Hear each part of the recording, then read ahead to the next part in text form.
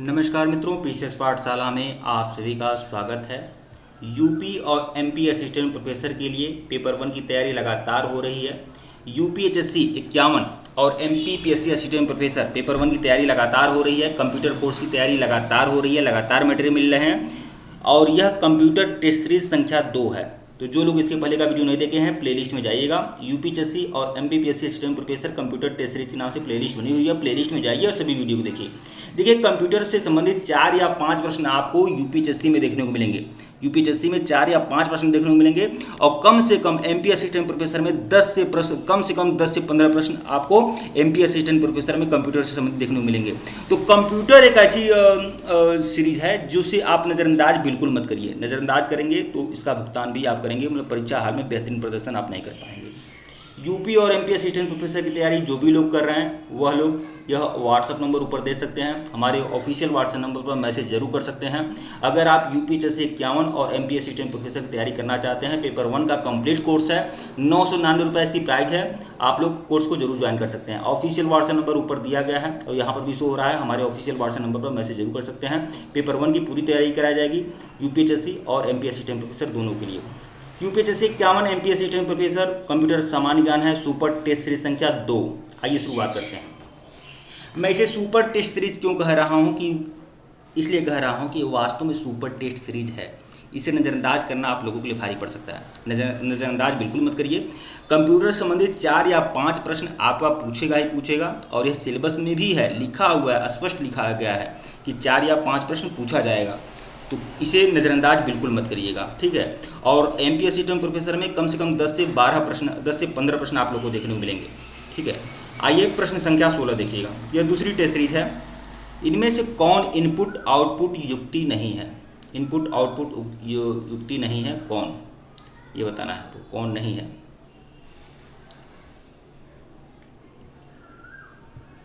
तो स्पीकर है क्या? है बिल्कुल। प्लाटर भी है, मॉनिटर भी है। कौन है जो इनपुट और आउटपुट दोनों नहीं है? तो ALU मतलब अर्थमेटिकल लॉजिकल यूनिट। ये आपका इनपुट भी नहीं है और आउटपुट भी नहीं है। इसकी व्याख्या देख लीजिएगा। अर्थमेटिकल लॉजिकल यूनिट जिसे ALU बोलते हैं, तो पहला तथ्य यह ध्यान रखिएगा कि इसका फुल फॉर्म है अर्थमेटिकल लॉजिक यूनिट, ठीक है। अर्थमेटिकल लॉजिकल यूनिट जो है सेंट्रल प्रोसेसिंग यूनिट मतलब CPU के मुख्य 3 घटकों में से एक है। अब ये क्लियर हो गया कि CPU का ही घटक है अर्थमेटिकल लॉजिकल यूनिट। मतलब CPU के जो है कुल 3 पार्ट हैं और उन्हीं 3 पार्ट में एक है अर्थमेटिकल लॉजिकल यूनिट। तो देखिए, जिसमें मेमोरी यूनिट एक है, मेमोरी यूनिट होता है और एक होता है कंट्रोल यूनिट, ठीक है। और एक आपका अर्थमेटिकल लॉजिकल यूनिट तो है ये, मतलब मेमोरी यूनिट, कंट्रोल यूनिट और अर्थमेटिकल लॉजिकल यूनिट। ALU जो होता है मतलब अर्थमेटिकल लॉजिकल यूनिट जो होता है वह कंप्यूटर हार्डवेयर में एक डिजिटल सर्किट होता है। अर्थमेटिकल लॉजिकल यूनिट का मुख्य कार्य क्या है? अंकगणितीय तर्क इकाई या अर्थमेटिकल लॉजिकल यूनिट का मुख्य कार्य होता है, ठीक है। मतलब अंकगणित होते हैं, मतलब काउंट करना, ये कार्य क्या करता है? ALU ही करता है। अंकगणितीय कार्य करना जैसे जोड़ना, घटाना, गुणा, भाग करना तथा गणित की तरह और भी जितने भी कार्य होते हैं वह ALU का काम होता है, ठीक है। प्रश्न संख्या 17 देखिएगा। HDMI पोर्ट का विस्तारित रूप क्या है? HDMI का पोर्ट का विस्तारित रूप मतलब फुल फॉर्म क्या है? फुल फॉर्म भी पूछता है। देखिए, कंप्यूटर में कम से कम एक प्रश्न आपको फुल फॉर्म का देखने को मिलेगा, ध्यान रखिएगा आप लोग। और परीक्षा होने तक कम हम 40 से 50 फुल फॉर्म भी मैं दूंगा और 40 में से एक कंफर्म आएगा, इसकी गारंटी मैं दे रहा हूँ आपको, ध्यान रखिएगा आप लोग। ऐसी मटेरियल आपको कभी नहीं मिलेगा, कहीं नहीं मिलेगा, जो पीसीएस पाठशाला आप लोग को प्रोवाइड करा रहा है। HDMI पोर्ट का विस्तारित रूप क्या है? High definition multimedia interface. हाँ, कि हाई डेफिनेशन मेमोरी इंटरफेस या हाई डेफिनेशन मेमोरी इंटरचेंज क्या होगा? तो यह होगा हाई डेफिनेशन मल्टीमीडिया इंटरफेस। ये जो फुल विकल्प एक ए है वह आपका सही होगा। तो देख लीजिएगा, HDMI केबल में सारे सिग्नल डिजिटल फॉर्मेट में एक डिवाइस से दूसरे डिवाइस तक भेजे जाते हैं और इसका फ़ायदा यह है कि इसको किसी भी साइट कन्वर्ट करने के लिए कन्वर्टर का इस्तेमाल नहीं करना पड़ता है, ठीक है, जिससे टीवी प्लेयर दोनों को सर्किट छोटा और कॉम्पैक्ट हो जाता है। जैसे नहीं होता है दो डिवाइसों को जब जोड़ा जाता है, ठीक है, उसके लिए बोला जा रहा है। HDMI के फुल फॉर्म होता है हाई डेफिनेशन मल्टीमीडिया इंटरफेस। इस टाइप की केबल होता है जिसमें डिजिटल फॉर्म ऑडियो 3 और video signal TV 3R monitor पर भेजे जाते हैं। जैसे आप जानते हैं जो आपका मॉनिटर, ये जो आपका टीवी होता है, जैसे टीवी होता है डिस्क का जो बॉक्स होता है तो वो जुड़े जाते हैं, तो वो उससे संबंधित ये बातें हैं, ठीक है। प्रश्न 18 देखिएगा, TCP और IP का विस्तारित रूप क्या है, मतलब फुल फॉर्म क्या है TCP और IP का, ठीक है। तो इसका फुल फॉर्म क्या होगा, चारों ऑप्शन आप लोग के सामने हैं, बताएं। तो TCP IP का फुल फॉर्म जो होता है ट्रांसमिशन कंट्रोल प्रोटोकॉल और इंटरनेट प्रोटोकॉल। विकल्प ए जो है वो आपका सही है। इसकी व्याख्या देख लीजिएगा। TCP IP इंटरनेट में उपलब्ध प्रोटोकॉल है जिसके जरिए इंटरनेट नेटवर्क या अन्य इंटरनेट डिवाइस के मध्य सूचनाओं का आदान प्रदान होता है। TCP IP कंप्यूटर नेटवर्क के मध्य कम्युनिकेशन बनाने वाले और प्रोटोकॉल का एक समूह होता है जिसके जरिए हम अपने मोबाइल या अन्य डिवाइस की मदद से इंटरनेट से सूचना का आदान प्रदान कर सकते हैं। प्रश्न 19 देखिएगा, ऑपरेटिंग सिस्टम का कार्य है, क्या है ऑपरेटिंग सिस्टम का कार्य, क्या यह मेमोरी मैनेजमेंट होता है या फिर प्रक्रिया मैनेजमेंट होता है या फाइल मैनेजमेंट होता है या उपयुक्त सभी। तो ऑपरेटिंग सिस्टम का जो कार्य होता है वह मेमोरी मैनेजमेंट भी होता है, प्रक्रिया मैनेजमेंट भी होता है और फाइल मैनेजमेंट भी होता है। तो उपयुक्त सभी जो रहेगा वो आपका सही रहेगा। इसकी व्याख्या देख लीजिएगा। ऑपरेटिंग सिस्टम कंप्यूटर की रिसोर्सेज जैसे कंप्यूटर की मेमोरी, सेंट्रल प्रोसेसिंग यूनिट और हार्ड डिस्क या अन्य सॉफ्टवेयर को कंट्रोल करता है। यह एक ऐसा प्रोग्राम होता है जो कंप्यूटर के स्विच ऑन होने के बाद रूम में कंप्यूटर की मुख्य मेमोरी में लोड होता है। यह प्रक्रिया बूटिंग कहलाती है। ऑपरेटिंग सिस्टम यूजर और हार्डवेयर के बीच एक इंटरफेस प्रदान करता है। तो ऑपरेटिंग सिस्टम का काम क्या है, जैसे मान लीजिए जो लैपटॉप में चला रहा हूँ इसमें क्या है, ऑपरेटिंग सिस्टम ही तो है। तो ऑपरेटिंग सिस्टम क्या करता है, यूजर और हार्डवेयर की मतलब हार्डवेयर और सॉफ्टवेयर के मतलब क्या होता है, इंटरफेस प्रदान करता है, ये आप जानते हैं। तो वही पूछ रहा है ऑपरेटिंग सिस्टम का कार्य क्या है, मेमोरी मैनेजमेंट भी होता है, प्रक्रिया मैनेजमेंट भी होता है और फाइल मैनेजमेंट भी होता है। ये दोनों काम जो फाइल होती हैं क्या ऑपरेटिंग सिस्टम ही तो रहता है, प्रक्रिया ये सब काम उसी ऑपरेटिंग सिस्टम का ही होता है। अब ऑपरेटिंग सिस्टम का शॉर्ट फॉर्म क्या है, तो OS मतलब ऑपरेटिंग सिस्टम, ध्यान रखिएगा ये भी। प्रश्न 20 देखिएगा, बार कोड रीडर है। बार कोड आप जानते हैं, देखे होंगे बार कोड, भली बात सब लोग परिचित होंगे। तो बार कोड रीडर जो बार कोड को रीड करता है, एक छोटी सी मशीन होती है, आप जानते होंगे। तो बार कोड रीडर जो है क्या है, क्या यह इनपुट युक्ति है या आउटपुट युक्ति है या फिर प्रसंस्करण युक्ति है या फिर भंडारण युक्ति है। तो क्या है, तो यह इनपुट युक्ति है बार कोड, ठीक है। तो देख लीजिए, बारकोड को बनाने का श्रेय किसको है, नॉर्मन जोसेफ वुडलैंड। इनका नाम बहुत इंपॉर्टेंट है, ध्यान रखिएगा, नॉर्मन जोसेफ वुडलैंड को जाता है। बारकोड रीडर एक विशेष प्रकार की इनपुट डिवाइस होती है और यह बारकोड को स्कैन करके उसमें प्राप्त डेटा का इनपुट आपके कंप्यूटर में सीधे सीधे ले जाती है। यह डिवाइस बारकोड को पढ़ने के काम आती है। इसे प्राइस स्कैनर या POS भी कहा जाता है, मतलब पॉइंट ऑफ स्केल भी कहा जाता है। इस डिवाइस को क्या कहा जाता है, बारकोड स्कैनर को POS मतलब पॉइंट ऑफ स्केल या प्राइट स्कैनर भी कहा जाता है, ध्यान रखिएगा आप लोग। प्रश्न 21 देखिएगा, पेन ड्राइव इस्तेमाल की जाती है। पेन ड्राइव किस लिए इस्तेमाल होता है, ये तो बहुत ही सरल क्वेश्चन है, आप लोग जानते होंगे। पेन ड्राइव का इस्तेमाल किसके लिए होता है, स्टोरेज के लिए तो होता है, तो भंडारण हेतु। व्याख्या देख लीजिएगा, पेन ड्राइव एक ऐसा स्टोरेज डिवाइस है जिसका इस्तेमाल फाइल को ट्रांसफ़र करने के लिए किया जाता है और कॉमनली USB फ्लैश डिवाइस भी ड्राइव भी कहा जाता है। मतलब एक USB ड्राइव होता है ये, जैसे मान लो किसी भी लैपटॉप में लगा सकते हैं आप, ठीक है। और कुछ अब तो मोबाइल में भी लग जाता है, जैसे किसी डाटा केबल का प्रयोग करके, ठीक है। उसमें क्या होता है, डेटा का आदान प्रदान किया जा सकता है, तो इसमें स्टोरेज होता है पेन ड्राइव में, ठीक है। प्रश्न 22 देखिएगा, टिम बर्नर्स-ली द्वारा दी गई अवधारणा है। तो बहुत बड़े व्यक्ति हैं ये टिम बर्नर्स-ली। आज आप जो भी कुछ इंटरनेट पर आप कर रहे हैं, इस सब में इनका योगदान है, टिम बर्नर्स-ली का, ठीक है। तो टिम बर्नर्स-ली द्वारा दी गई अवधारणा है WWW world wide web, HTML या सिमेंटिक वेब या उपरोक्त सभी। तो उपरोक्त सभी है, आमतौर पर बहुत सारे लोग सिर्फ वर्ल्ड वाइड वेब भी जानते हैं, टिम बर्नर्स-ली लिखी की अवधारणा, लेकिन सब है, www भी है, HTML भी है, सिमेंटिक वेब भी है, तो उपयुक्त सभी। व्याख्या देख लीजिएगा आंसर। टिम बर्नर्स-ली ने 1984 से शर्न फेलो के रूप में काम करने लगे। तो टिम बर्नर्स-ली जो थे 1984 से ही सर्न में काम कर रहे हैं। ये सर्न क्या है? सर्न जो है यूरोपीय देशों की नाभिकीय प्रयोगशाला है। यूरोपीय देशों की, जो यूरोपीय देश हैं, देखिए बहुत सारे जो छोटे छोटे यूरोपीय देश हैं, चाहे ब्रिटेन हुआ, फ्रांस हुआ, जर्मनी हुआ, ठीक है, हॉलैंड हुआ, नीदरलैंड हुआ, न्यूजीलैंड हुआ, तो ये लोग क्या किए हुए हैं, ये लोग सभी लोग संगठित होकर अपना एक नाभिकीय प्रयोगशाला बनाए हैं जिसका नाम क्या है? सर्न है, ठीक है। तो उसमें टिम बर्नर्स-ली 1984 से सर्न में काम कर रहे थे, फेलो के रूप में काम करने लगे। यह हर तरह के कंप्यूटर थे सर्न में, जिस पर अलग अलग फॉर्मेट पर सूचना रखी जाती थी, ठीक है। इनका मुख्य काम क्या था? ये सूचनाएं एक कंप्यूटर से दूसरे पर आसानी से जा सके। यही वह सोचते थे कि जब इतने बड़े सर्न में इतने बहुत सारे कंप्यूटर हैं, तो एक कंप्यूटर से दूसरे कंप्यूटर पर सूचनाएं आराम से जा सकें, ठीक है। और इसी पर उन्होंने काम किया और उसके बाद इन्होंने www आदि की खोज किया। तो यह सब लिखा हुआ है, आप पढ़ भी सकते हैं, देख भी सकते हैं, ठीक है। प्रश्न 23 देखिएगा, निम्नलिखित में से कौन भारतीय सुपर कंप्यूटर का उदाहरण है? परम 8000 या मीरा या तियानहे T2 या टाइटन? तो भारतीय सुपर कंप्यूटर की बात हो रही है, तो भारतीय सुपर कंप्यूटर कौन है इसमें? परम 8000, ठीक है।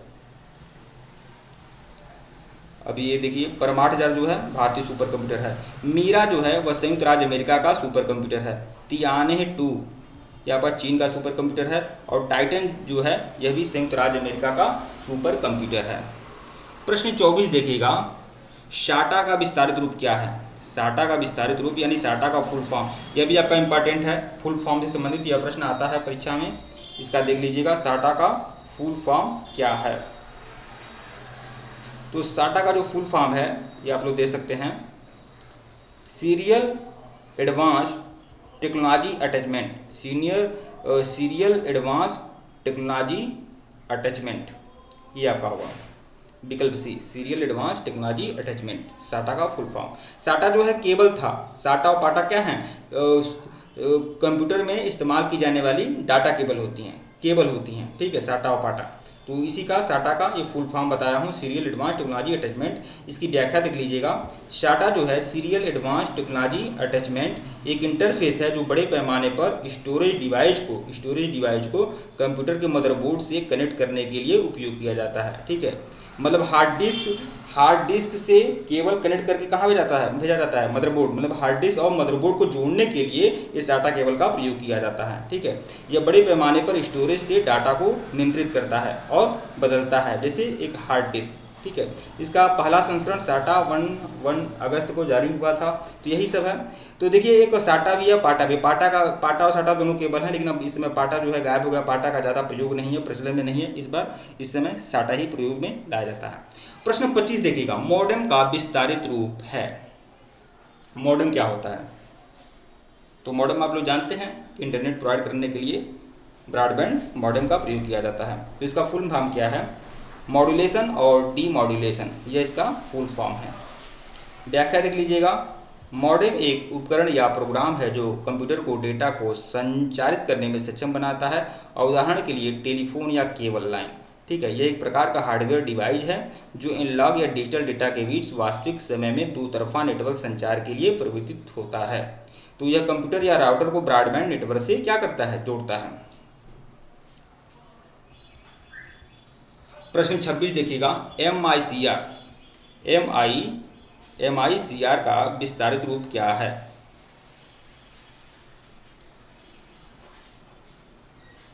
क्या है MICR का विस्तारित रूप क्या है? 4 ऑप्शन हैं।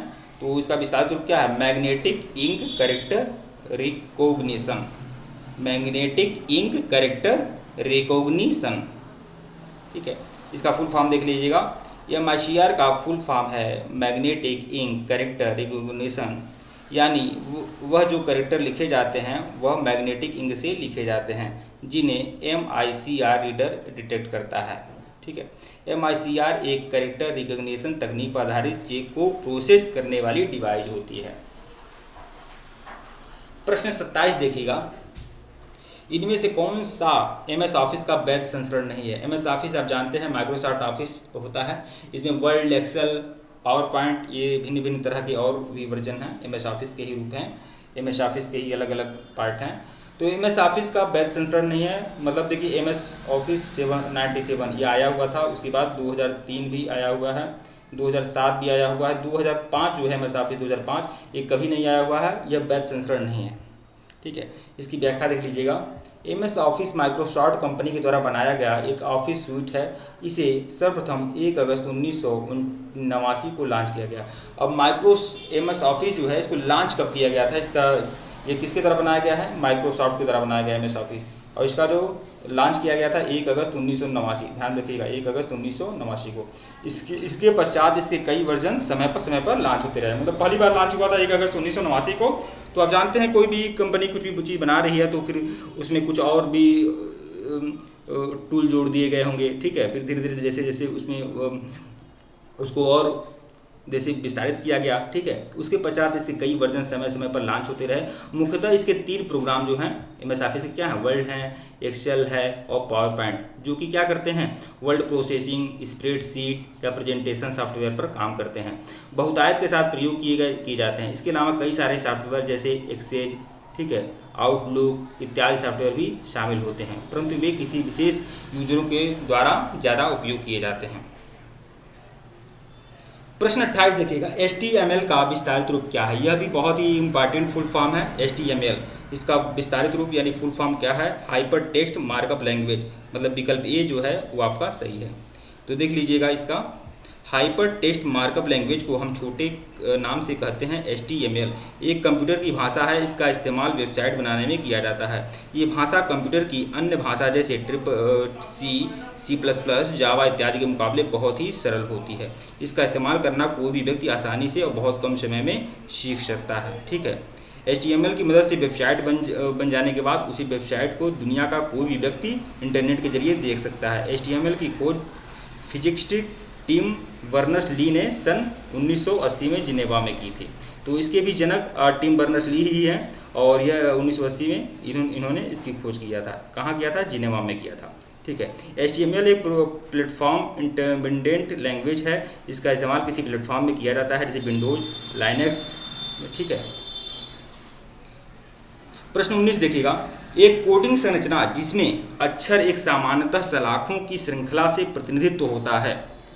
ठीक है, एक कोडिंग संरचना जिसमें अक्षर एक समानांतर सलाखों की श्रृंखला से प्रतिनिधित्व होता है, तो वह क्या होता है, यह बारकोड आप जानते ही हैं, सलाखों की श्रृंखला। देखिए ऐसे ऐसे ही प्रश्न आएंगे। हाँ, अब हिंदी में आप हिंदी की विद्यार्थी हैं, हिंदी मीडियम की, तो आपको थोड़ा समझना होगा शब्दावलियों को। सलाखों की श्रृंखला, ऐसे ही सलाखें होते हैं, ऐसे ही सलाखें होते हैं, बड़े चौड़े, छोटे बड़े, पैरेलल। ठीक है, तो क्या होता है, बारकोड ही कहा जाता है। तो देखिए, बारकोड को बनाने का श्रेय नॉर्मन जोसेफ वुडलैंड को है, और बारकोड रीडर एक विशेष प्रकार की इनपुट डिवाइस है। बारकोड को स्कैन करके उसमें डेटा का इनपुट अपने कंप्यूटर में सीधे सीधे ले जाता है। ठीक है, और बारकोड स्कैनर को क्या कहा जाता है, प्राइस स्कैनर भी कहा जाता है, और POS मतलब पॉइंट ऑफ सेल भी कहा जाता है। प्रश्न 30 देखिएगा, इस सीरीज का सबसे आखिरी प्रश्न, MS ऑफिस 2007 की फाइलों के लिए फाइलों के नाम का एक्सटेंशन क्या होता है। जो MS वर्ल्ड की जो फाइलें होती हैं, फाइलें बनती हैं, तो उसकी फाइल का नाम का एक्सटेंशन क्या होता है, आप लोग गौर किए होंगे, ये होता है ना डॉक्स, विकल्प C। जिस प्रकार आप अपने नाम के पीछे अपना सरनेम लगाते हैं, उससे पता चलता है कि वह किस जाति और धर्म के हैं, उसी प्रकार कंप्यूटर भी फाइलों की पहचान के लिए अपने पीछे कुछ शब्द या फाइल एक्सटेंशन जोड़ देता है। ठीक है, तो यह बातें तो आप जानते ही हैं। ठीक है मित्रों, वीडियो को लाइक और चैनल को सब्सक्राइब करेगा, टेलीग्राम बिल्कुल ज्वाइन करेगा, लिंक डिस्क्रिप्शन में दिया गया है। इसके पहले का वीडियो नहीं देखे हैं तो प्लेलिस्ट में जाइएगा, UPHSC, UP और MPSC प्रोफेसर पेपर 1 के नाम से प्लेलिस्ट बनी हुई है, प्लेलिस्ट में जाइए, सभी वीडियो को देखिए। ठीक है मित्रों, धन्यवाद आप लोग को।